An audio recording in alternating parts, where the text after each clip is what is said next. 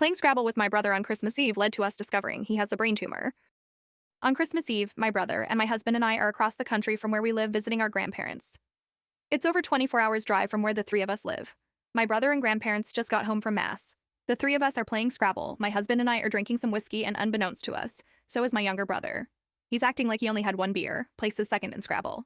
The little fucker stands up and then collapses into a pile while mumbling unintelligibly. What? The hell? Husband and I are trying to get him alert again. It's no use. He pissed himself and his eyes are closed. My grandparents are now alert to this. They're not immediately freaking out, but I decide he probably has alcohol poisoning and needs to go to the ER. Doesn't matter. It's Christmas Eve. My husband and grandfather load him into one car, and then my husband drives ahead of my grandfather and we bring him to the ER, where he's admitted, and it's discovered after 2 hours of waiting his ABV is 0.34. Not good at all. We aren't allowed to see him that night and think we're going to have to pick him up Christmas morning. It's 4 a.m. and we're notified he was moved to a bigger hospital and that we can see him. We're informed he's been intubated, catheterized, and he's in restraints.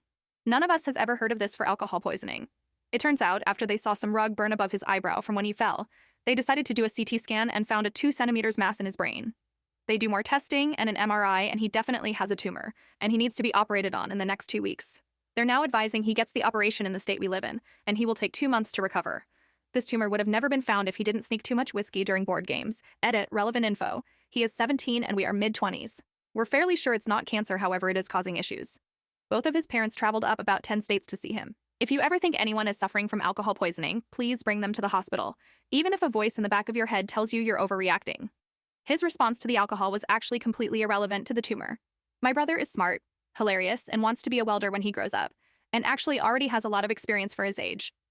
All of the positive thoughts are so appreciated. I will be updating on my profile after they biopsy the tumor. When I first saw him after he woke up, all he wanted to talk about was how his catheter mashed up his dick. Second edit. I posted a small update.